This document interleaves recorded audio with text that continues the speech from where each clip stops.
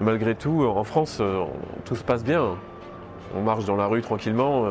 C'est une force qu'on a, c'est vraiment un beau pays. Et il y en a qui se cherchent des problèmes, ils ne savent même pas quand ils se lèvent le matin si ils sont hommes, femmes, chiens, escargots, enfin voilà, je vais loin, mais c'est ce qu'on voit, c'est la réalité. J'ai aucun avis là-dessus. Et je dirais que j'ai pas le droit de le donner, ça m'appartient. Mais en fait, quand le matin tu te lèves et que tu sais pas qui tu es, tu peux pas à un moment donné, à 18 ans, dire eh ben moi je vais aller défendre le drapeau français, quoi. C'est pas possible en fait. Quand on voit des photos des hommes, nos pères, nos grands-pères, et puis voilà, les jeunes ados d'aujourd'hui, il y a une différence. Bon, il ne faut pas mettre tout le monde dans le même panier, mais c'est ce que nous on voit. Le résultat, c'est quoi? C'est ce que nous on voit aux sélections. Bienvenue dans Défense Zone, le podcast qui traite des questions de défense et de sécurité. Cette semaine, nous vous proposons un nouvel épisode enregistré sur le salon Milipol à Paris avec Matt, un ancien membre des Commandos Marines que vous connaissez peut-être car il est l'auteur du livre Objectif Force Spéciale, un véritable succès littéraire de ces dernières années. N'oubliez pas de vous abonner au podcast ainsi qu'à notre magazine papier en vous rendant sur le site défense-zone.com. Nous vous souhaitons une bonne écoute. Salut Matt, est-ce que tu peux te présenter s'il te plaît? Bonjour, alors comme tu l'as dit, je suis Matt, je suis Mathieu. Je suis ex-militaire dans les forces spéciales. J'ai intégré les forces spéciales en 2002 pour les quitter en 2022. Et depuis, je suis civil. Et, je suis parti en reconversion dans les Antilles pour revenir m'installer à Lorient. Donc aujourd'hui, je suis civil et je suis consultant sûreté sécurité. Et j'ai également une société dans l'immobilier de marchand de biens sur Lorient. Ok. Donc tu es à la fois resté dans un domaine d'activité que tu connaissais bien et dans autre chose qui n'a rien à voir avec l'armée. Alors un domaine d'activité que je connais bien, alors je dirais pas du tout, parce que malgré tout, même si on a fait 20 ans dans les forces spéciales et travaillé dans la sûreté civile, c'est deux mondes complètement différents. Vraiment, là c'était ma première expérience et bon, ça a été un petit peu, j'étais un petit peu en difficulté au début, je vais dire. Mais notre capacité à s'adapter, ma capacité à m'adapter m'a aidé sur ce coup-là. Et du coup, en quelques jours, j'ai pu vraiment avoir une belle idée sur mon objectif et ce que je devais faire par rapport à ce qu'on me demandait de faire. Ok. Et pourquoi ce choix? Pourquoi être parti là-dedans? Alors pourquoi déjà partir de la marine? Parce que en fait j'étais arrivé en tant que premier maître, chef de groupe au contre-terrorisme et libération d'otages, médaillé de la Légion d'honneur, etc. Et donc pour moi c'était une fin, ça faisait 20 ans, j'avais droit à ma retraite de militaire pleine, ce qui est important quand même. Et du coup c'était pour moi le bon moment. Pourquoi? Parce que j'ai toujours aimé les challenges. Et encore maintenant, je commençais à être dans ma zone de confort, on va dire, en tant que commando marine, être bien au chaud, connu de tous et avoir des opportunités de mission à gauche à droite. Voilà, c'est un truc que je connaissais par cœur. Et quand on commence à voir le mauvais côté des choses, c'est pour moi le bon moment de partir. Et du coup, quand je me suis aperçu qu'il y avait des choses que, malgré mon engagement, que je pourrais jamais changer, et bon, voilà, j'ai décidé de partir pour un nouveau challenge, nouveaux objectifs, créer des choses. Vraiment, c'est ce que j'adore faire tous les jours. C'est pour ça le livre, c'est pour ça une boîte dans l'immobilier de marchand de biens. C'est pour ça que je me suis investi dans mon nouveau métier, on va dire, de consultant sûreté. Donc voilà, voilà le pourquoi. C'est marrant parce qu'on n'imagine pas du tout le côté commando marine comme zone de confort, tu vois, c'est presque limite l'inverse, tu vois, zone d'inconfort total. C'est ça, mais malgré tout on y arrive au bout d'un certain temps. Puis c'est un sentiment qu'on a le matin quand on se lève et puis qu'on a un petit peu moins envie, que tout paraît un petit peu simple, que quand on descend de l'hélico en pleine mission, malgré qu'on entende tirer, on est vraiment une sérénité, parce qu'on sait quoi faire exactement avec l'habitude, etc. Et voilà. Et puis la famille aussi. c'était un élément déclencheur. Moi, j'étais en mission quand mon petit allait naître et c'est à cette période-là où j'ai pris une balle. Du coup, ça fait réfléchir. C'était en 2018. Et du coup, bah, voilà, 3 ans et demi après, j'ai décidé de partir. Mais oui, cette zone de confort, en fait, c'est un sentiment personnel, hein, vraiment. C'est vraiment moi ce que je ressens personnellement. Je ne dis pas que c'est pour tout le monde pareil. C'est quelque chose que j'ai ressenti vraiment. Le plaisir était toujours là, sauter d'un avion, aller tirer tous les jours, passer son temps avec les gars qui sont tous exceptionnels. Bah, pour moi, ça commençait à être une habitude que j'avais envie de quitter, tout simplement. Envie d'autre chose, envie de créer quelque chose d'autre, quoi. Ouais, c'est le côté routine qui revient. Et puis c'est surtout, je dirais, mon côté entrepreneur. Moi, j'ai créé certaines choses. Là, j'ai des opportunités. Je vais créer d'autres choses là dans les 2 ans à venir. Enfin voilà, c'est vraiment. J'avais envie aussi. Ça va être difficile de l'entendre peut-être pour certains, mais de récupérer ma liberté, d'être libre de ce que j'ai envie de faire. Et à 40 ans, je pense que on va dire en milieu de vie, c'était pour moi mon objectif, c'était ça, c'est de récupérer ma liberté pour faire vraiment ce que je veux et devenir heureux vraiment encore plus que ce que je l'étais. Je vois. Et tu as parlé de plein de choses, on va revenir dessus, tu as parlé des livres, tu as parlé de ton passé dans l'unité. Pour reprendre un petit peu les choses dans l'ordre, dans la temporalité, est-ce que tu peux nous parler un petit peu de pourquoi tu t'es lancé dans cette aventure pourquoi les commandos marines, qu'est-ce que tu retiens le plus marquant comme expérience dans cette unité? Alors pourquoi les commandos? Parce que depuis tout petit, j'ai eu des facilités avec le sport. J'arrivais facilement à m'adapter à toutes les nouvelles populations, les nouveaux pays que j'ai pu rencontrer quand j'étais bébé et enfant, grâce à mes parents qui ont beaucoup voyagé. Et voilà, l'école c'était pas pour moi, faut se le dire. Et je me suis dit ok, j'aime bien le sport, j'aime bien voyager, j'aime bien travailler en équipe. Et j'ai mon petit côté peut-être, j'aime bien être au top du top. Du coup pour moi l'élite c'est toujours les bérets verts de la Marine nationale. Et du coup, j'ai pas hésité à y aller et à vouloir franchir ce pas. Au départ, c'était le GIGN. Je l'écris dans le livre, j'explique pourquoi. Mais j'ai vite changé d'avis une semaine après pour voilà, avoir envie d'atteindre ce mythique béret vert, l'avoir sur la tête, etc. C'était vraiment ça. Et mon expérience, il y en a tellement, c'est compliqué d'en choisir une. Je dirais la perte de Jonathan en Afghanistan, un ami proche qui est décédé juste à quelques mètres à côté de moi. La libération du Mali en 2013. Oui, c'est ça, la libération du Mali en 2013, ça a été un moment sur, on va dire, une quarantaine de jours qui était intense.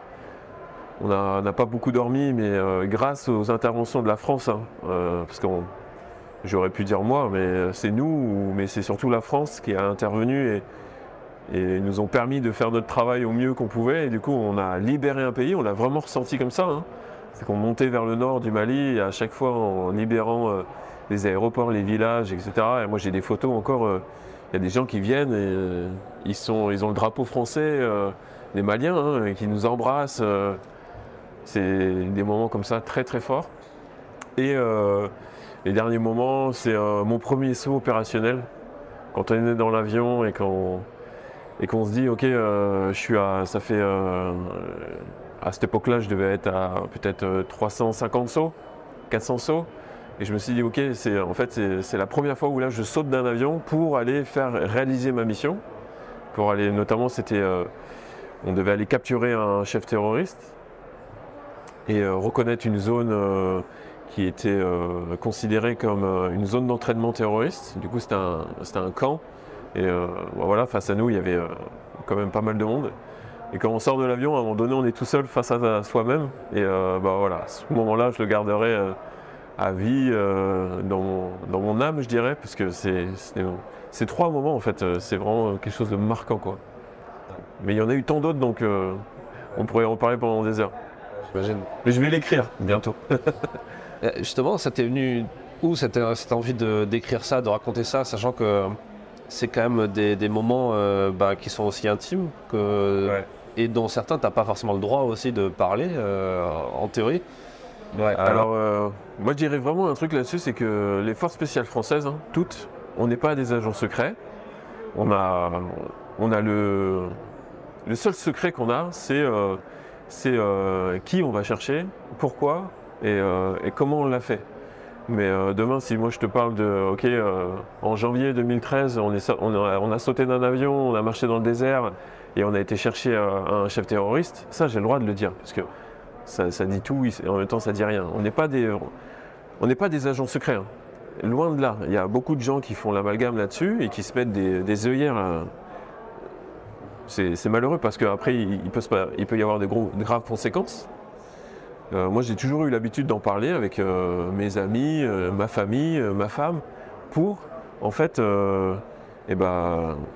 les libérer de ce poids-là, du secret. On n'a pas le droit de lui en parler, ça se trouve Mathieu il va pas bien.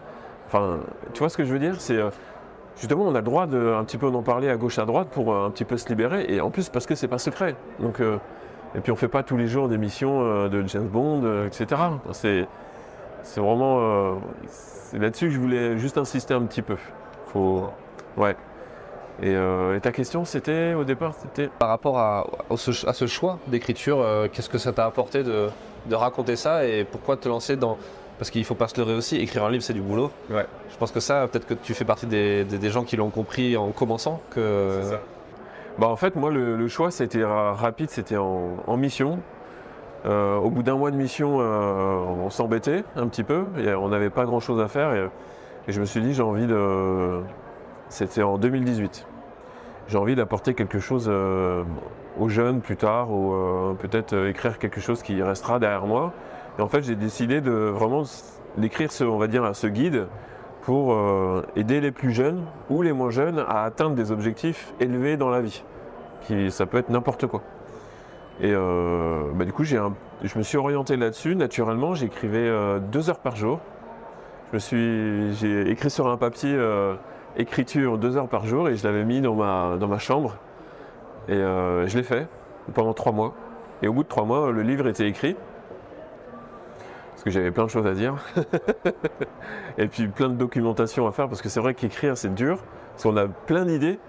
Mais d'exprimer réellement ce qu'on ressent, des fois on n'a pas la technique, je dirais, pour vraiment l'exprimer. Du coup, il faut aller faire une recherche, une documentation, etc. Ouais. En retirer de cette documentation ce que nous on en pense et le retranscrire après. Parce que ça sert à rien de faire des copier-coller de monsieur Intel.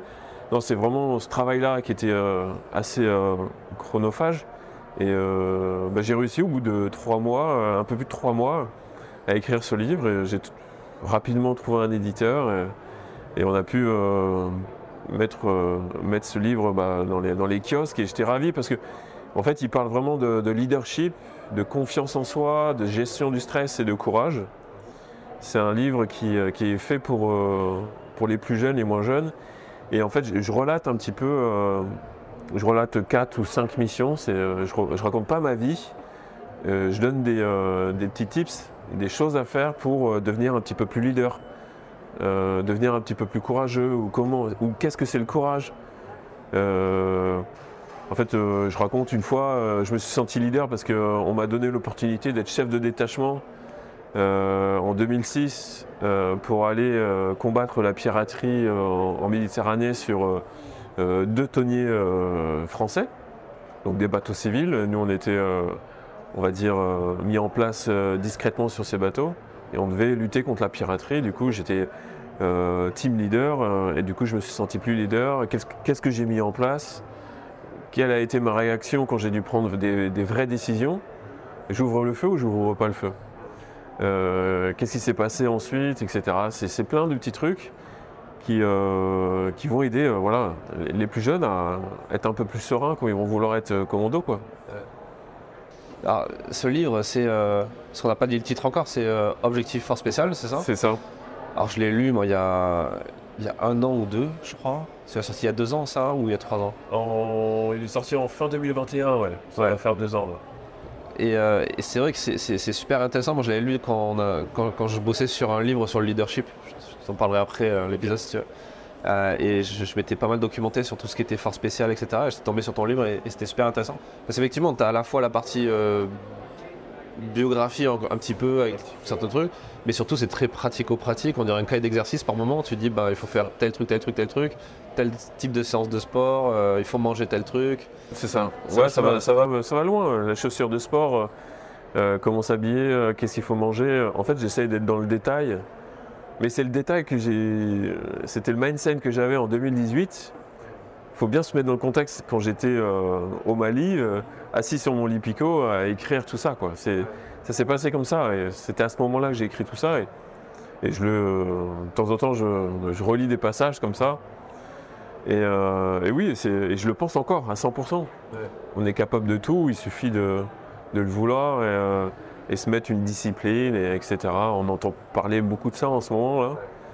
Mais en fait c'est ça, si on veut réussir quelque chose, ça peut être ouvrir une boulangerie en fait.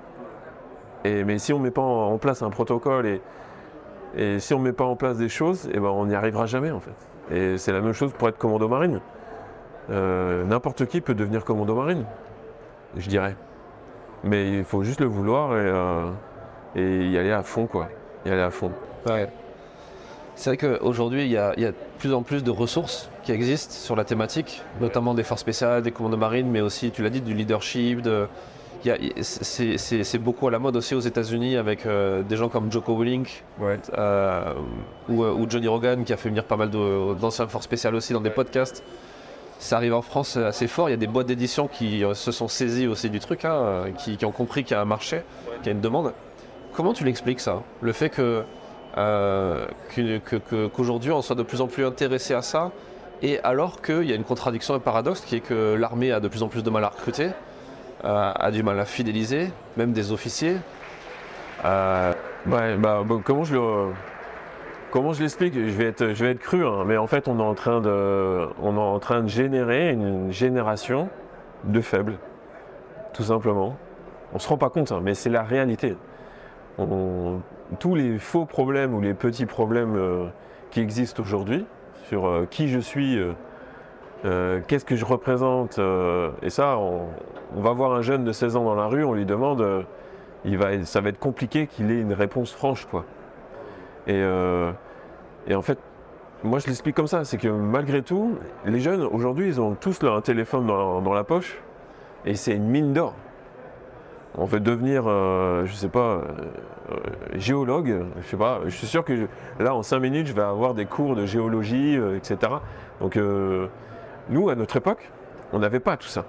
Et du coup on se démerdait tout seul. Et et du coup j'en viens à la visualisation. C'est sans le savoir, quand on était jeune, en 95 quoi, 98, et en fait on essayait de visualiser ce qui allait se passer. Et on mettait en place des choses pour essayer d'être meilleur, en fait. Mais aujourd'hui, les jeunes, ils ont tout dans la poche. Et encore aujourd'hui, il y a des gars qui m'envoient des messages. Ils peuvent continuer à le faire, mais ils ne savent pas comment progresser, par exemple, en traction, en pompe, en course à pied. Je le comprends. Mais je me dis, mais pourquoi ils y arrivent pas, alors que nous, à notre époque, on y arrivait très bien. Et on avait un meilleur niveau qu'eux aujourd'hui. Ça se voit sur les sélections. Et ça, je le comprends pas. Parce qu'il y a une mine d'or dans ces téléphones, sur Internet. Et en fait, c'est une question de volonté. C'est tellement facile d'être le champion du monde des tractions, de la course à pied, tout ce qu'on veut derrière son téléphone. Mais en fait, à un moment donné, il faut le vouloir, quoi. On voit des vidéos où les gars, ils tractionnent sous la pluie, ils courent sur la pluie. Mais en fait, c'est eux qui ont raison. À un moment donné, il faut y aller, quoi. Il faut arrêter de regarder ce qui pourrait se passer dans votre vie. Et il faut te dire, moi, je l'ai marqué sur un papier. Mon père il m'a dit Mathieu, dans 2 jours, je veux savoir ce que tu veux faire dans ta vie, quoi. Je l'ai marqué. J'avais marqué GIGN, forces spéciales, militaire, etc. Et à un moment donné, il y a des choses qui se mettent en place et c'est parti. Voilà, moi je l'explique comme ça. C'est compliqué parce qu'aujourd'hui, dans la Marine nationale, il y a de moins en moins de réussite au stage co. Le stage co n'a pas changé. Et ça, c'est quelque chose d'exceptionnel. Il a évolué par rapport à ce qui se faisait juste avant la Seconde Guerre mondiale. Il a évolué parce que voilà, mais en fait, c'est un passé que les commandos ont, c'est que le stage co, lui, il a 50 ans, je dirais, même plus, hein. Et il a pas évolué. Mais par contre, la mentalité et là où on vit, en fait, tout ça évolue. Et du coup, ça crée des générations qui sont moins aptes à se démerder tout seuls. Et du coup, quand le gars il a une cheville ou il s'est foulé la cheville, il dit tout de suite j'arrête parce que je ne vais pas bien. Alors qu'une voiture avec 3 roues, ça roule, hein. Je suis sûr qu'en appuyant à fond sur l'accélérateur, elle va rouler. Ouais. Et c'est comme ça qu'il faut voir les choses, c'est que moi mon stage co chef de groupe, hein, du coup c'était le 3e stage co, je me suis fait une déchirure au mollet. C'est-à-dire que mon mollet était bleu. Et je boitais, je ne pouvais plus, je ne pouvais plus. J'avais extrêmement de mal à marcher. Malgré que ce soit mon 3e stage co, malgré que ce soit, j'ai l'opportunité de dire ok, je suis blessé, je m'arrête et puis je reviens dans 6 mois. Non, je ne l'ai pas fait parce qu'on a un tempérament comme ça. Quand je commence quelque chose, je le finis. Et c'est vraiment que quand on me dit ok Mathieu, tu t'arrêtes, parce que là tu peux plus, voilà. Et malgré tout ça, j'ai fini 2e à une marche de 30 km avec un sac de 17 kg sur le dos. Parce que je le voulais. Et quand on veut, c'est con, hein, mais on peut le faire, quoi. Vraiment. Est-ce que c'est pas le fait que, justement, le fait d'avoir tout à portée de main, d'avoir le choix aussi, qui est une grosse question, le fait d'avoir le choix, on le voit dans les relations sociales aujourd'hui. Ouais. Est-ce que ça n'a pas aussi détruit la question de la curiosité, tu vois? Est-ce qu'à l'époque, ça fait un peu boomer dit ça, mais ouais. Est-ce que, bon, on l'est tous les deux, donc ça y est, il faut assumer. Et tant pis pour ceux qui écouteront et qui diront ça, mais est-ce qu'on n'était pas plus curieux? Et du coup, parce qu'on était plus curieux, parce qu'il y avait une complexité, une difficulté à aller chercher l'information, mais une fois que tu avais trouvé l'information, tu avais plus tendance à la tester, à l'expérimenter et du coup à faire quelque chose et à avoir des résultats. Alors je te rejoins et en même temps, oui et non, parce que comment dire, moi à l'époque, j'avais pas le choix, quoi. À un moment donné, moi, ma mère, elle m'a dit un jour, Mathieu, à un moment donné, il va falloir que tu mettes de la bouffe dans ton frigo, dans ton appartement et pour ta famille, quoi. Donc il va falloir que tu partes d'ici. Ouais, il va falloir que tu ramènes de l'argent, quoi. À un moment donné, il faut le faire. Et en fait, j'avais pas le choix, déjà en 1 de faire ça, et en 2 de mon métier. On n'avait pas toute cette opportunité avec rien, on peut faire tout. Nous, à l'époque, on ne le savait pas, tout ça. Et avec rien, on faisait rien en fait. Avec rien, on était en bas de l'échelle sociale et puis avec très peu de moyens, etc. Bon, il n'y a pas de sous-métier, etc. Mais quand, au fond de soi, on sait qu'on est capable de mieux, c'est quand même dommage de ne pas y arriver. Et aujourd'hui, c'est pour ça que je dis que je te suis pas sur ce point-là, c'est qu'aujourd'hui, ils ont tellement de choix, ils ne peuvent pas ne pas être curieux, quoi. Ils doivent être curieux de tout. Moi, des fois, ça m'est arrivé une fois de demander à ma fille pourquoi les feuilles étaient vertes des arbres, quoi. Elle m'a regardé, elle avait 15 ans à l'époque. Elle m'a regardé, elle m'a dit mais je sais pas, quoi.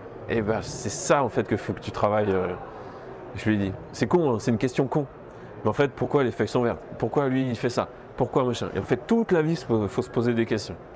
Et en fait, en se posant des questions, on récupère des réponses et en fait, on se construit. Tout simplement, quoi. Parce que c'est pas normal de ne pas savoir à quoi servent les nuages. Enfin, c'est des questions que moi je pose à gauche, à droite, aux gens que j'aime, à mes enfants. Et voilà, il y a des discussions qui s'enchaînent, etc. C'est con, hein, mais c'est comme ça en fait qu'on crée, je sais pas, des idées. Voilà ce que je pense là-dessus, quoi. C'est une bonne question, on va la poser. Et dites-nous dans les commentaires pourquoi les feuilles sont vertes. Parlons un peu de Force Special Coaching parce que c'est ce qui nous a fait nous rencontrer ici à Milipol à Paris où on est en train d'enregistrer cet épisode. Et donc c'est Teddy qui est passé dans le podcast déjà, qui nous a mis en relation et qui m'a dit il faut absolument que tu rencontres Matt, tu vois, c'est un mec génial.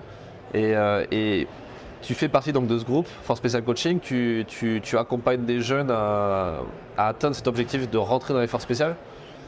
Alors non, pas du tout. Moi, Force Special Coaching, je les soutiens, tout simplement. C'est Teddy, un ami, qui a créé ça et je suis super content de sa réussite. Et c'est juste que de temps en temps, je le soutiens, je viens le voir, je me déplace, parce qu'il faut le faire. À un moment donné, il faut donner de soi. Et je lui ai jamais rien demandé et j'accepterai jamais rien de lui par rapport à ça. Et il le fait très bien. Donc si un jour il a besoin de moi pour faire une formation, aider des jeunes, etc., je serais ravi de le faire. Mais voilà, c'est pas moi sur lequel j'ai envie d'évoluer, quoi. C'est chacun à son terrain de jeu. Lui, c'est ça. Et je trouve que c'est hyper positif. Pourquoi ? Parce qu'il y a plein de jeunes qui viennent me voir sur les réseaux et me disent tiens, comment je peux faire pour être mieux ? Et je dis vas-y, va voir Force Special Coaching. Tu vas voir, tu vas de ma part et tu vas voir, tu vas être pris en main et tu vas apprendre énormément de choses et tu n'auras aucun regret si un jour peut-être tu as un échec au stage co ou à l'entrée d'une unité spéciale, quoi. Non, c'est vraiment un ami. Je ne fais pas partie de leur team, mais c'est le cœur qui parle, quoi. D'accord. Ouais. Super. Tu as à moitié répondu à ma question de tout à l'heure parce que je te demandais, il y a cet engouement de plus en plus important pour les forces spéciales et l'armée, alors qu'il y a cette complexité pour l'armée de recruter ou de fidéliser. Tu as répondu à la deuxième partie, mais la première partie c'est pourquoi selon toi il y a cette envie d'acheter des livres sur l'armée, de lire des témoignages. Enfin, je sais pas si tu l'as vu, mais enfin, tu le vois, toutes les semaines il y a des nouveaux témoignages qui sortent parfois de nulle part, des anciens du service action, de la DGSE, des gens qui sont un peu secrets quand même, qui sortent des mémoires, qui parlent de leur expérience. Comment ça se fait que ça marche aussi bien ? Parce que en fait, notre génération, on vient de créer un besoin. Avant, il n'y avait pas ça. Moi, quand on était, encore une fois, il y a un petit moment, il n'y avait pas tous ces bouquins. Moi, je me souviens juste d'avoir un magazine comme le tien. C'était le Raid à l'époque. Et on n'avait que ça. On avait 4 pages sur des militaires habillés en militaire. Et on n'avait pas toutes ces images, ces films, ces documentaires, les livres qui sortaient. Et là, depuis, on va dire, 8 ans, presque 10 ans, ça y est, ça commence à parler. Et en fait, c'est notre génération on a décidé de se mettre un petit peu dans la lumière, en fait, pour aider les plus jeunes. Et du coup, vu qu'on on vient de créer un besoin avec un produit, un livre, un document, etc., un film. Et du coup, les gamins, les plus jeunes, ils s'identifient. Et moi, je me souviendrai toute ma vie.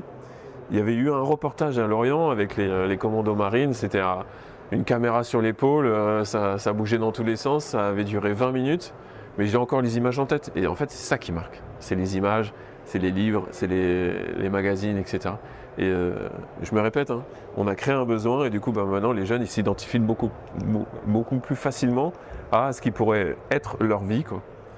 Mais maintenant, il faut sortir de chez papa-maman, faut finir ses études, il faut faire plein de choses. Il y a beaucoup de questions et il se pose énormément de questions. Avant, on était un peu plus ok, je vais faire ça, j'y vais. Moi, j'ai pas hésité juste après mon bac, je suis parti, quoi. Je me posais pas la question, ok, est-ce que je vais faire 2 ans d'études pour m'assurer un diplôme ? Non, moi, je voulais faire partie des forces spéciales. J'ai pas essayé de chercher une roue de secours. Mais c'est très bien aussi de le faire comme ça. Il n'y a pas de jugement.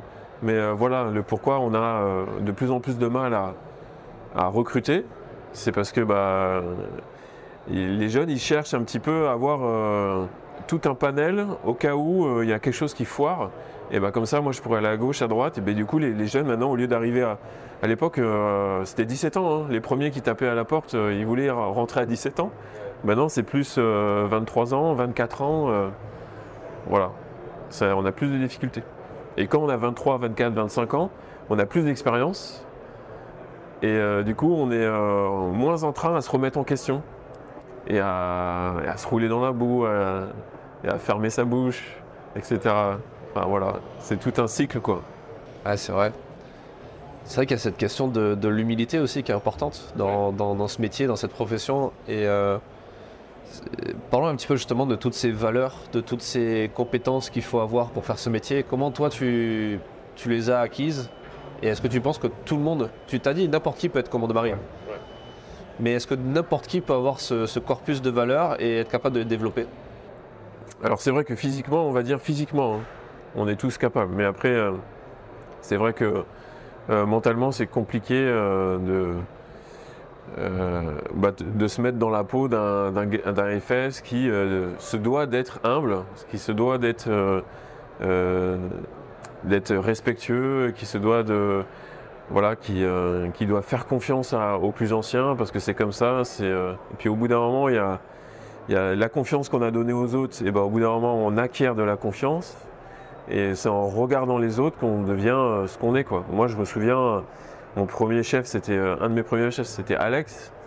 Alex, en fait, c'était un gars qui hyper humble, hyper sûr de soi.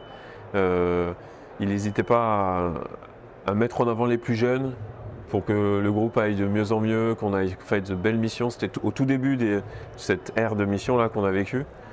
Et voilà. Mais ça, je dirais que ça s'apprend, mais on a tous un socle de base, quoi, c'est sûr. L'humilité, c'est un petit peu être aussi, comment dire, être, mince, j'ai perdu ce mot. Ouais, faut être patient, quoi. Faut être patient parce que ça met du temps à arriver. Parce qu'en fait, au début, on a rien en fait, à mettre en avant. Et du coup, la première mission, on a envie d'en parler à tout le monde. Mais les gars, ils nous disent faut faire attention, etc. Donc, en fait, et puis après, c'est par rapport aux actes qui se passent en mission. Par exemple, perdre un collègue, ça, c'est quelque chose qui t'apprend l'humilité tout de suite. Voilà. Moi, je me souviens encore, je me suis senti, malgré tout, hein, c'est con de dire ça, hein, mais je me suis senti vivant ce jour-là. C'est la première fois que je me suis dit putain, mais oui. En fait, je peux y rester, quoi. Parce qu'on est dans un petit nuage, on est les plus forts, on craint rien, etc. Mais non, en fait, il y a un bout de métal qui te transperce, c'est fini, quoi. Donc l'humilité aussi, elle arrive avec cette expérience. Donc c'est sur le tard, c'est avec le temps, etc. Voilà. Je dirais que c'est ce mot-là que je cherchais tout à l'heure, c'est la timidité. On m'a souvent dit, Mathieu, t'es timide, t'es timide. Non, j'observe. Depuis tout petit, moi, je suis quelqu'un qui observe beaucoup et qui a le respect des aînés. Et en fait, en observant et en respectant les gens, tout de suite, l'humilité, au bout d'un moment, elle arrive, quoi. Et c'est pas de la timidité, hein, c'est juste, c'est pas parce qu'on dit rien, c'est pas parce qu'on est dans son coin, c'est pas parce que, voilà, on prend un petit peu de retrait, qu'on se met pas en avant, qu'on est timide. Non, on est juste observateur et on reste à sa place. Et le jour où on m'a demandé de mon avis, j'étais bien content de pouvoir le donner au fur et à mesure des années. Voilà. Là, c'est très intéressant. J'aimerais bien revenir sur quelque chose que tu as dit qui est très clivant, hein, mais qui est super intéressant, sur le fait qu'on est une génération, enfin, il y a une génération de gens faibles. Ouais. J'aimerais bien que tu développes ce point-là, parce que c'est un truc qui revient beaucoup. Tu sais, il y a ce fameux, je ne sais plus quel auteur américain disait ça, et puis après ça a été repris partout sur les temps forts, créer des gens forts. Les gens forts créent des temps faibles. Oui, c'est le cycle là. Ouais. C'est ça. Je ne sais plus qui disait ça là. Mais oui, c'est exactement ça en fait. Et là, on y est en fait. Moi, je l'analyse comme ça. C'est qu'on est en train de créer grâce à la génération de nos parents, à notre génération. Et là, on est au top du top. Hein. Je veux dire, on manque de rien pour l'instant. Malgré une guerre à gauche, une guerre à droite. Il se passe tellement de choses et malgré tout, en France, tout se passe bien. On marche dans la rue tranquillement. C'est une force qu'on a. C'est vraiment un beau pays. Et il y en a qui se cherchent des problèmes. Ils ne savent même pas quand ils se lèvent le matin si ils sont hommes, femmes, chiens, escargots. Enfin voilà, je vais loin, hein, mais c'est ce qu'on voit. C'est la réalité. J'ai aucun avis là-dessus. Et je dirais que j'ai pas le droit de le donner, ça m'appartient. Mais en fait, quand le matin tu te lèves et que tu sais pas qui tu es, tu peux pas à un moment donné, à 18 ans, dire eh ben moi je vais aller défendre le drapeau français, quoi. C'est pas possible en fait. Quand on voit des photos des hommes, nos pères, hein, nos grands-pères, et puis voilà, les jeunes ados d'aujourd'hui, il y a une différence. Bon, il ne faut pas mettre tout le monde dans le même panier, mais c'est ce que nous on voit. Le résultat, c'est quoi? C'est ce que nous on voit aux sélections. Sélections, les gars, ils sont hyper faibles mentalement et ils pensent qu'à une seule chose, c'est récupérer leur téléphone. Et appeler leur famille. Nous, à l'époque, on n'avait pas de téléphone. Encore une fois, je considère que c'était une force. Mais voilà, on est dans des. Pour moi, cette nouvelle génération-là, il va falloir bien s'en occuper. Parce que quand elle va avoir 22, 23 ans, elle va se rendre compte que la loi du marché, c'est le meilleur. Hein. Quand on veut être, je sais pas, magasinier, postier, ambulancier, pompier, n'importe qui. Hein. Et à un moment donné, il y a une sélection qui s'opère. Et c'est sûr, hein, le mec, s'il arrive en face et il ne sait même pas s'il est, si c'est un mâle ou femelle, je dirais, hein, et voilà. C'est sûr, hein, ça va pas matcher, quoi. C'est comme ça que je le vois. Et par rapport à la gestion, enfin la relation qu'on a avec la mort, je te parle de ça parce que dans un précédent podcast, on a parlé avec quelqu'un du CDEC, du Centre de la Doctrine, qui disait que lui, il y a un truc qui l'inquiétait un peu, c'était de voir à quel point les Français, et par les Français tu remplaces qui tu veux, mais dans notre société, on a de plus en plus facilement accès à des images assez horribles. Quand tu regardes les images du théâtre ukrainien ou là à Gaza, où tu vois littéralement sur Instagram, entre deux vidéos de chat, un mec lâcher une bombe sur un Russe et tu vois la mort en direct du mec. Ouais. Où tu vois un hôpital frappé par une frappe israélienne et tu vois des enfants morts devant toi, que quand tu allumes les infos, tu vois ça directement. Lui il disait, j'ai l'impression qu'il avait l'impression que ça lobotomisait un peu les gens et qu'il y avait un recul, pas un recul, mais une distance avec ça et qui faisait qu'on devenait insensible presque, un peu comme dans un jeu vidéo. Tu vois, où quand tu as un gamin de 8 ans, il peut tuer des gens sur un jeu vidéo. Il y a encore quelques années, ça nous scandalisait. Je pense que ça scandalise encore pas mal de gens, mais... Oui. Mais maintenant, de le voir en direct sur Instagram ou sur une chaîne de grande écoute de télé, toi, qu'est-ce que tu en penses de ça? Est-ce que tu penses que dans ce schéma-là de on est en paix, ça crée des gens faibles, et du coup, ça va foutre la merde et ça va créer un temps de guerre qui créera des gens forts? Est-ce que ça accélère le process ou est-ce que...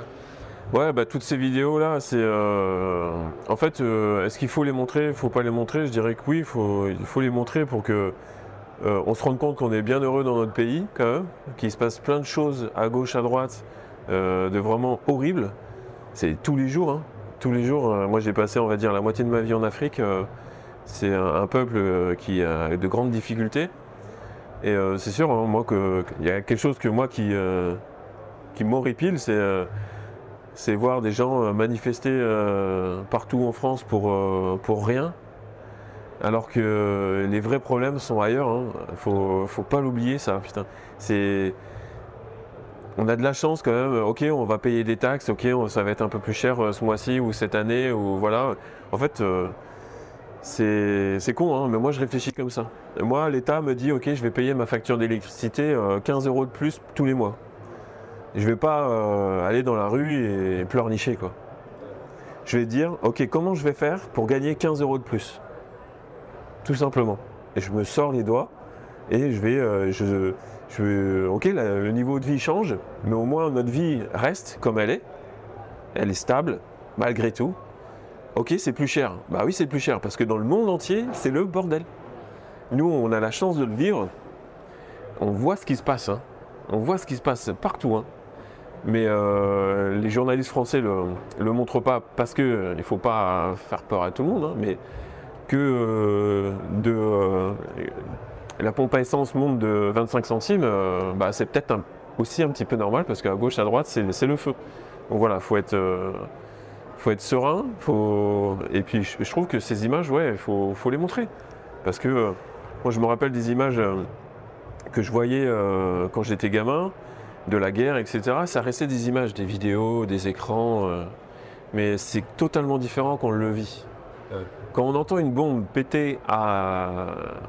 Moi, il y a un obus mortier qui a pété à 3 mètres de moi un jour. J'ai eu la chance, c'était un baston wall, c'est un mur de sable. Il était de l'autre côté d'un mur de sable. Il était 6 heures du matin, ça nous a bien réveillés. Et en fait, moi, ce bruit-là, je l'entendrai toute ma vie. Mais quand on le voit à travers une vidéo, quand on voit un hôpital s'écraser sur les patients, quand on voit quelqu'un qui explose avec une bombe, ça reste une vidéo, on n'arrive pas à se l'imaginer vraiment. La mort, ça a une odeur. La mort, ça impacte réellement les gens. C'est quelque chose d'important. Il ne faut pas le négliger, quoi. C'est vraiment... moi, je le ressens comme ça. Mais malgré tout, on arrive à un moment donné où il y a des gars qui sont en post-traumatique, etc. Ça commence à sortir de plus en plus.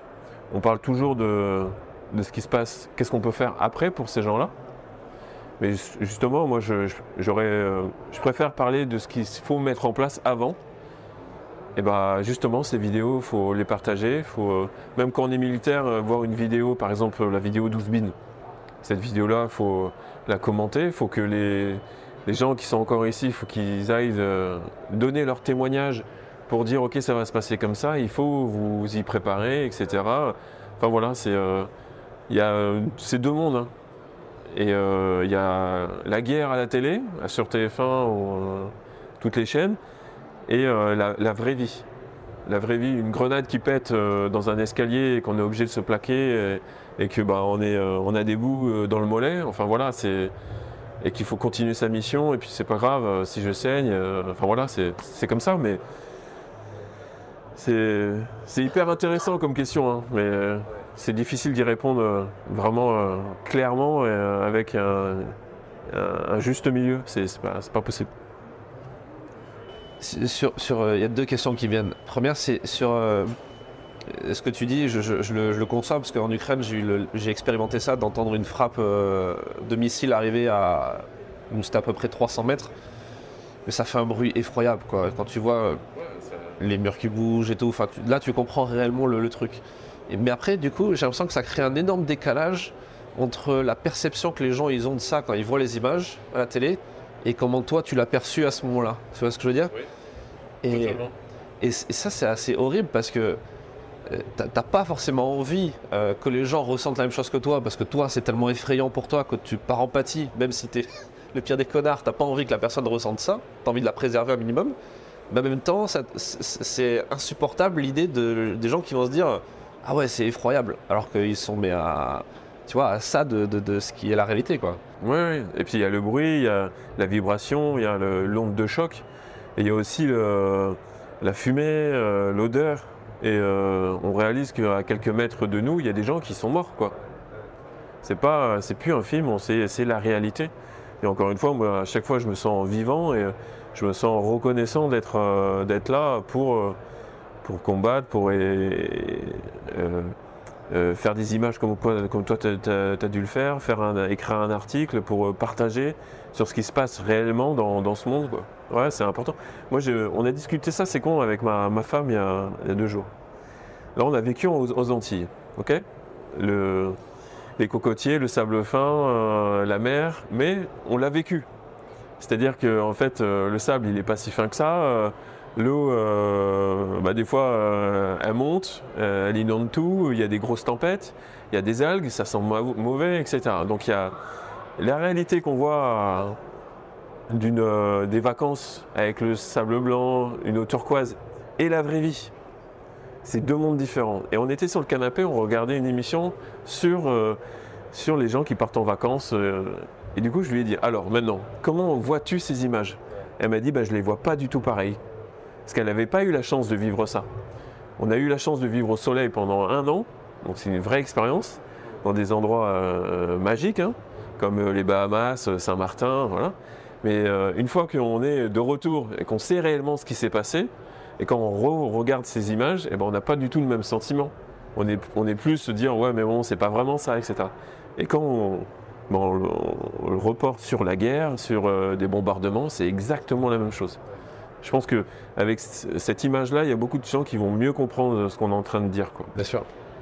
Mais c'est un peu le cas aussi pour la question de, toi, le stage commando, je pense. Le mec qui regarde l'émission d'enquête exclusive ou je sais pas trop quoi sur le stage co, il va se faire, comme en plus c'est monté avec une petite musique épique, il voit le début jusqu'à la fin, le mec est fier de lui, ou celui qui a raté, il veut pas s'identifier à celui qui a raté, mais celui qui a réussi, il se voit déjà dans le truc, mais quand même pouvoir se foutre dans le bassin d'eau froide, courir la nuit. Tu maudiras son moment où tu avais voulu le faire, quoi. Tu vois. Ouais, c'est vrai. C'est totalement vrai. C'est tellement facile d'être courageux quand on n'a rien à perdre. Ça, c'est une phrase qui me restera toujours, hein. C'est le vrai courage, c'est quand on a tout à perdre, en fait. C'est là, il y a un mec qui rentre avec une calache. Et ben, le courageux, il va sauter dessus alors qu'il a derrière lui une société, des crédits, 3 enfants, un gamin. Ok, ça, c'est le vrai courage. Mais arriver en 4e ou 5e et juste lui mettre les menottes, enfin voilà, il n'y a pas de courage dedans, c'est juste une réaction. Tu vois, le truc, le courage, c'est vraiment quelque chose où on a vraiment tout à perdre. Et quand on est au stage co, en fait, moi je parle beaucoup de courage dans l'émission, mais il y a un petit peu de courage aussi au stage co, parce que quand on est commando marine, on remet en question son béret vert tous les 4 ans, on va dire. On le met sur la table, hein, et puis on part faire le stage commun. Donc c'est-à-dire qu'on peut l'oublier, du jour au lendemain, on peut perdre notre vie de force spéciale. Et c'est à ce moment-là que le courage arrive. C'est partir, sauter, nager. Les mecs, ils font pas ça pour le plaisir, hein. Ils font ça parce qu'ils ont une vie à sauver, quoi. C'est-à-dire leur vie de béret vert, leur vie de force spéciale et tout ce qui s'ensuit. Ouais. C'est une super leçon de vie, ça, le fait d'être capable de remettre en question et de prouver aussi quelque part, de montrer ta valeur et on est le seul en France, c'est la seule unité spéciale en France qui le fait. On est les seuls. Tous les 4 ans, il y a des gars, ils perdent leur béret vert et ils partent en compagnie de fusiliers marins et ils ne reviendront plus jamais. Parce qu'ils ont été mauvais pendant une semaine de leur carrière. Ouais. Ils ont été mauvais, mal préparés, c'est pas bon, tu t'en vas. Et si tu es motivé, tu reviendras dans 2 ans, quoi. Et il y a une deuxième question qui me venait suite à ce que tu disais sur la question du syndrome post-traumatique, parce que c'est un peu une théorie ce que je te dis, hein. Peut-être que c'est complètement farceur, tu vas me dire, mais je trouve que c'est bien qu'on en parle forcément parce qu'il y a des gens qui ont besoin de ça, parce qu'ils sont vraiment malades et parce qu'ils en souffrent, leur famille en souffre, etc. On en a parlé plein de fois. Il y a Scoop qui est passé sur ce podcast avec son thérapeute et c'était incroyable de parler de ça et c'était vraiment bien. Et en même temps, j'ai l'impression que si on popularise trop ce terme-là et qu'on donne la possibilité à des gens qui n'ont pas connu la guerre, à part à travers Instagram, Facebook, les réseaux sociaux, la télé, les images de guerre qu'ils voient, je sais pas pourquoi, j'ai le mauvais pressentiment qu'il y ait des gens qui vont commencer à lire qui se sentent post-traumatiques à cause de ce qu'ils ont vu sur BFM. Tu vois ce que je veux dire? Ouais, je vois ce que tu veux dire, mais comme aujourd'hui, tu vois, tu as les HPI, en gros, on a dit aux gens, si tu n'arrives pas à parler aux gens, que tu es introverti, en fait, c'est que tu es trop intelligent. C'est que tu pleures au cinéma. Ouais, tu es trop sensible, tu es HPI. Je juge personne en disant ça, mais il y a quand même une dérive énorme, tu vois, où tout le monde se sent surdoué. Ou comme tu as des enfants, tu as des parents d'élèves qui vont dire alors au prof, non mais mon fils n'écoute pas, mais c'est normal, c'est parce qu'il est hyperactif, machin, ils vont trouver des termes à mode. Et tu vois, est-ce qu'il n'y a pas un moment où on risque ça, où on va dire non mais mon fils est post-traumatique parce qu'il a vu une émission sur enquête exclusive et du coup c'est pour ça qu'il n'écoute pas l'école. Bon. Tu vois ce que je veux dire? Ouais. Encore une fois, on se crée des problèmes, quoi, sur des choses qui n'existent pas par rapport aux problèmes des autres. Alors que c'est un réel sujet, hein. C'est un réel sujet. Moi, j'aimerais bien me tourner là-dessus parce que je trouve ça super intéressant et on peut sauver beaucoup de monde. Mais c'est sûr que, en fait, moi, je pense qu'il faut vraiment en parler parce que c'est vraiment une maladie. Apparemment, c'est une maladie, ok ? On va dire que c'est une maladie, hein. Je ne sais pas si c'est le bon terme ou pas, mais on peut en guérir, quoi. On peut en sortir en faisant plein de choses. Mais je pense aussi, surtout, qu'on peut le combattre. En fait, c'est pas une fatalité, voilà. Moi, il y a Scooby qui avait dit une fois, c'est un pote, hein. On a fait des missions ensemble, hein. Mais on se respecte, pourquoi? Parce qu'on a chacun notre avis sur tout. Et c'est comme ça qu'on avance dans la vie. Hein. Et moi, je suis pas d'accord avec la chose que c'est une fatalité. Ok. Pourquoi? Parce qu'on peut le préparer en amont. Et je suis persuadé que si on met des choses en place, si on en parle, si on en discute, si le mec il est commando marine, il est dans l'hélico, il y a des trucs qui vont pas, etc. Et ben moi, le jour où j'ai pris la bastos dans la plaque, j'étais pas bien. On nous a demandé, mon groupe, d'aller fouiller les corps et compter les corps. Ok. J'étais pas chef de groupe, j'étais pas chef de cellule, mais j'ai dit aux gars, les gars, je me sens pas. Parce que pourquoi j'ai dit ça? Parce que quelques mois avant, on en avait parlé. Et on avait dit, ouais, c'est pas une honte de dire, ok les gars, je me sens pas. Là, je préfère me mettre contre un arbre et faire votre appui, quoi, pendant que vous bossez derrière. Et bah ce jour-là, je l'ai fait. Et bah, peut-être que c'est grâce à ça, c'est grâce à la conférence que j'ai eue avec ce psychologue qui nous a dit, les gars, allez-y, quand vous n'allez pas bien, faites-le savoir, dites-le, et vous en faites pas. Vous êtes une bande de frères, tout le monde s'en fout en fait. Ouais, t'es pas bien, ok, moi j'y vais. Et ça s'est passé comme ça. Moi les gars, parce qu'on est revenu quelques heures après, du coup ça commençait à sentir mauvais, quoi, etc. Et moi les odeurs me dérangent. Et du coup j'ai dit, moi les gars, moi je suis désolé, mais là-dessus, là je vais m'isoler, je vais faire votre appui. Et ça s'est fait, mais naturellement. Eux aussi l'ont compris. Je suis sûr que dans leur tête, ils se sont dit, ah mais oui, mais on nous l'avait dit. Du coup, ouais, c'est bonne réaction de Mathieu, du coup. Ok, et du coup, on a eu des débriefings après. Et sur les autres, moi, quand j'étais chef de cellule, après chef de groupe, pareil, il y a des gars qui me disaient, là, je vais pas bien. Bah ok, bah pose-toi, on attend 5 minutes. T'inquiète pas, on est en train de fouiller la maison, là, vas-y, pose-toi. Enfin, on n'est pas des surhumains, on est juste des hommes qui ont des fois des faiblesses. Le seul truc, c'est qu'on arrive à les gérer peut-être un petit peu mieux que les autres, parce qu'on est entraîné. Et en 5 minutes, le gars, il était prêt à faire 15 km. Hein. Il a soufflé 5 minutes et il est reparti pour 24 heures. Quoi. C'est ça qui est... Donc c'est pour ça que moi je dis, c'est mon humble avis, que le post-traumatique, c'est pas une fatalité. Il faut s'y préparer. Et un jour, on va y être confronté, c'est clair et net, mais grâce à des exercices, des choses mises en place, on va pouvoir passer à côté, quoi. Et peut-être que ça va servir aux gens les plus forts, et peut-être que c'est con, hein, mais les plus faibles ce jour-là, et ben, ceux qui ne seront pas préparés, et ben, ça va les suivre toute leur vie. Et je dis les gens forts et les gens faibles, hein, c'est vraiment sur une journée, hein, sur un moment précis. Moi, là, tout à l'heure, quand je vais prendre le métro, ça se trouve, je vais avoir un moment de faiblesse. Ça arrive à tout le monde. Hein.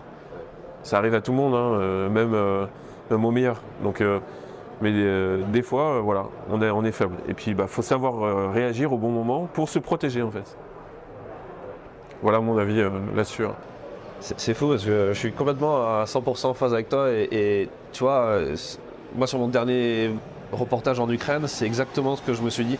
À force d'avoir parlé aussi avec des collègues qui, certains ont dit qu'ils ont eu ce syndrome de post-traumatique où ils ont fait face à des choses comme des militaires très dures et ils en ont rêvé, ils en ont cauchemardé, leur relation avec leur famille en empathie, etc. Et d'autres qui ont dit justement non, je suis passé outre ça.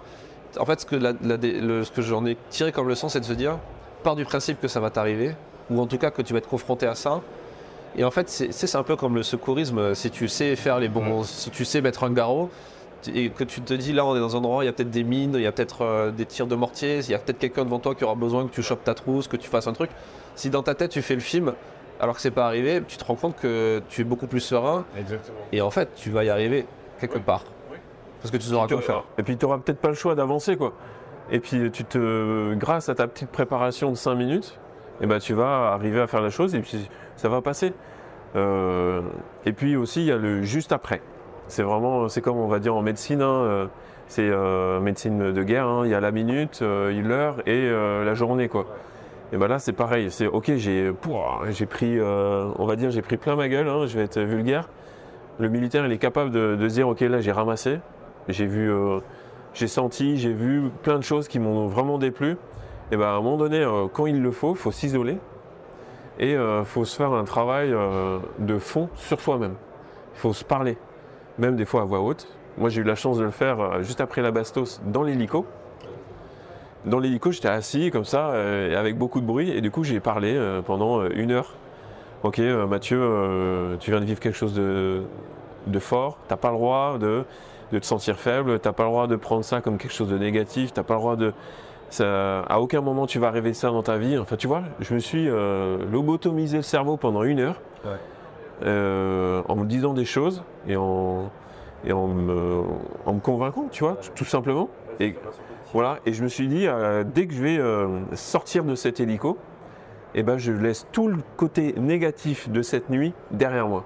Et ça, je me le suis répété mais, des centaines de fois sur 1 heure de vol. Et ça a marché, quoi. Ça a marché. Maintenant, quand j'en parle de cette nuit, j'ai un sourire, j'ai des frissons parce que j'ai encore les sensations. Mais c'est que le positif que je retiens. Mais vraiment, quoi. Et j'espère que ça va rester encore comme ça pendant longtemps, quoi. Vraiment. On arrive au bout de cet entretien qui est passionnant. Merci encore d'avoir pris le temps. Pour terminer, quel est le conseil que tu aimerais donner à un jeune qui veut se lancer et peut-être je vais t'aider un peu en orientant un peu le truc sur peut-être la question des émotions, parce qu'il y a quelque chose qui, je trouve que c'est un peu le parent pauvre de toute cette préparation physique et mentale. On forme très bien les gens à savoir quoi manger, quel exercice faire pour être fort physiquement, etc. Et même fort mentalement, mais tu l'as dit, il y a cette question du mental, la question des émotions. T'es pas un surhomme, dans ton équipe vous n'êtes pas des surhommes, mais par contre vous êtes capable de gérer vos émotions peut-être plus rapidement et plus efficacement que plein d'autres gens. Ouais. C'est quoi le secret ? En fait, il faut comprendre le mot émotion. Et moi, je me suis posé cette question en 2018. C'est quand j'ai écrit le livre. Voilà, il y a tous ces mots-là, la confiance en soi, qu'est-ce que c'est ? La gestion du stress, qu'est-ce que c'est ? Le stress, qu'est-ce que c'est ? Le leadership, qu'est-ce que c'est ? Qu'est-ce que ça veut dire être leader ? Etc. Et je me suis aussi posé cette question, qu'est-ce que c'est l'émotion ? Et bien l'émotion, en fait, quand on regarde un petit peu ce que c'est de l'énergie en mouvement. Et quand on comprend ça, et qu'on se sent ému, et qu'on a de l'émotion positive, négative, etc., il faut juste se dire, en fait, c'est de l'énergie que je suis en train d'acquérir et qui est en train de bouger à l'intérieur de moi, quoi. Et du coup, il faut que je la mette dans la bonne case, quoi. La case, ok, je me libère, parce que j'ai envie de pleurer. Ok, l'énergie, ok, là, je vais monter sur le ring comme Benoît, là, récemment. Ok, lui, il a eu de l'émotion avant d'y aller. Ok, il l'a mis dans la case guerrier, il va rien lâcher. Le jeune commando marine, c'est la première fois qu'il va sortir de l'avion, il va avoir plein d'émotions, mal au ventre, voilà. Et ben moi, c'est comme ça que j'ai envie de le prendre, c'est de l'énergie en mouvement. Et après, il faut la gérer du mieux qu'on peut, et il faut essayer de la visualiser dans son corps, quoi. Et grâce à ça, et ben moi, j'arrive à mieux gérer mes émotions dans la vie de tous les jours. Et ça ne veut pas dire que je pleure pas devant un film, hein. Ça m'arrive encore. Ça ne veut pas dire que des fois je m'énerve sur des choses futiles, mais tout de suite je me reconcentre et je visualise cette énergie qui me parcourt et du coup j'arrive mieux à la gérer. C'est un super bon conseil, ça. Merci. Merci à toi. Et puis on encourage les gens à lire tes livres et notamment le tout dernier auquel tu as contribué avec Teddy d'ailleurs. C'est vrai qu'on n'a pas beaucoup parlé. Ouais. Mais on envoie les gens sur ce bouquin et puis on en parlera dans de prochains épisodes avec d'autres auteurs parce que vous êtes pas mal à avoir collaboré sur ce projet-là. C'est 15 ou 16 à avoir écrit 2-3 lignes dedans. Et non, c'était vraiment une belle expérience encore une fois. Ça nous replonge dans notre passé, mais c'est pour transmettre encore une fois notre sentiment et dire que voilà, on est des hommes et on arrive à être stressé et comment on l'a géré et comment vous pourrez le gérer plus tard juste en pensant. Peut-être qu'une phrase, un mot, un déclic peut servir pendant toute une vie en fait, hein. C'est juste ça, un mot, une phrase, ça sert de quelqu'un qui est important pour vous à ce moment-là. Et ben, ça va rester de temps en temps ou dans les moments difficiles. Moi je dis toujours, c'est dans les moments difficiles qu'on devient l'homme qu'on a toujours rêvé être. et bah ok, là je suis dans un moment difficile, arrête de pleurnicher, et bah deviens l'homme que tu as toujours voulu être. Et donc voilà, c'est le deuxième conseil que je dirais, c'est celui-là, quoi. Bah, super conseil. Merci beaucoup. De rien, avec plaisir. Merci d'avoir écouté cet épisode jusqu'à la fin. S'il vous a plu et que vous voulez soutenir notre travail, abonnez-vous à notre magazine en vous rendant sur le site défense-zone.com. À très vite pour un prochain épisode du podcast.